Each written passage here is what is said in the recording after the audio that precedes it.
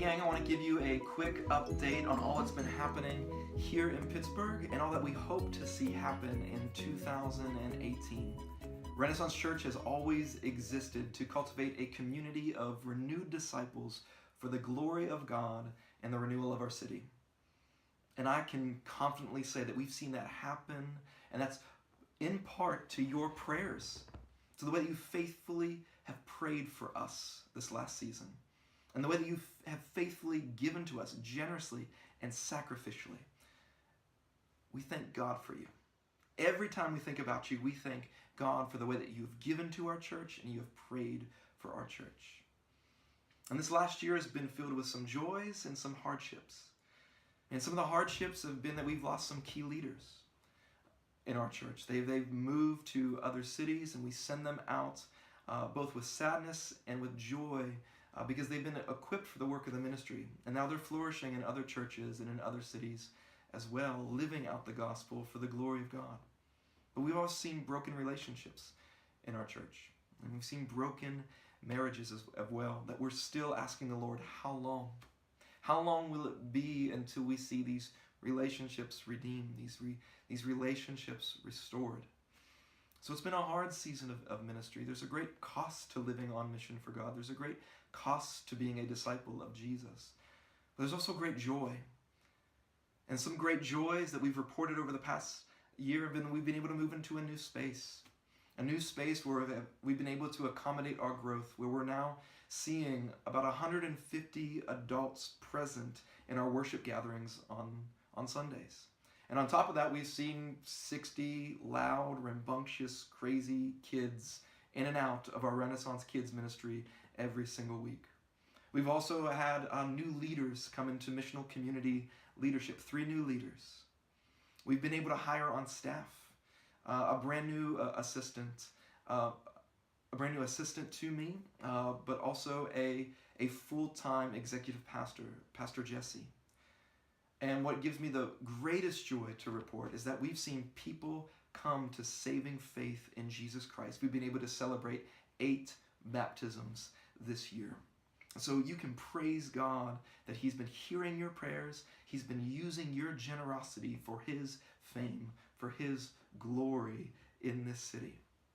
And we have great hopes for 2018. We hope to see 50% of our missional communities multiplied. That means we hope to go from 8 missional communities to 12 missional communities. And what that means is we're going to be creating space for non-believers to come into our church and come into our church's lives so they may experience the grace of Jesus Christ, the story of the gospel through our members. We also hope to be installing new leaders, new deacons, and new elders in the coming year. We also hope to keep equipping our church through the Renaissance Institute. We'll be celebrating our 4th semester of having on-site local training and equipping for our members here in Pittsburgh. And personally, y'all, we're really excited that we're going to be welcoming a baby boy in February. Y'all, I'm pumped because I'm outnumbered in the house right now, and I'm finally going to get another dude in the house.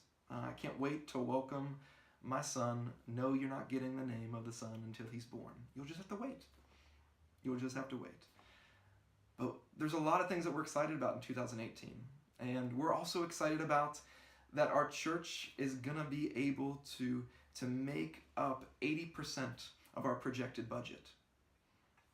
It's a huge celebration. It's a huge celebration for a church as young as ours to say that 80% of our budget is going to be sustained by internal giving. But that also means that I've been tasked to raise 20% of our budget for 2018. And this is where you come into play.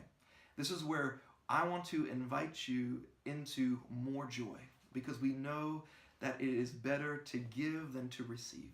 We're able to experience the joy of Christ, the joy of the gospel, because that's what the gospel is that Jesus gave up His life so that we may freely receive it. And it was at the cost of His own life that we have experienced salvation through Him alone. And I want to invite you to experience that joy all the more as you consider to partner with us, to partner with us prayerfully, and to partner with us financially. And so if you're already giving, I want to invite you to continue giving, and maybe continue to up your giving. Maybe consider upping your giving to give more sacrificially and joyfully in 2018. If you're not yet giving, I want to invite you to begin giving. Maybe that's at small monthly amounts, somewhere around $25 a month, or maybe it's larger amounts, like $100 a month, $250 a month. But you also have a great responsibility of not just contributing by giving, but inviting others to give. Maybe you know somebody who wants to give to our mission here in Pittsburgh. I want to invite you to let them know about this opportunity. Maybe you know of a church. Maybe it's your church that wants to partner with a church plant in Pittsburgh, where they might be able to give a larger sum. Maybe it's a one-time gift or a monthly gift. And that's ways that you can partner with us. Partner with us prayerfully and partner with us financially. So I want to invite you into that joy of giving with us. There'll be instructions below this video that will give you various ways that you can help us raise that 20%. It's around $55,000 that I'm trying to raise for 2018 to meet our budget goals for 2018. The Lord has been faithful to us in the past. He has always raised this money, and sometimes even more. And we're hopeful, we're prayerful that He's going to do the same through you, and maybe through other folks that you know that you can invite into this partnership. Again, I thank God for you, for all the ways that you've partnered with us in the past, and I look forward to the ways that you're going to partner with us in the future.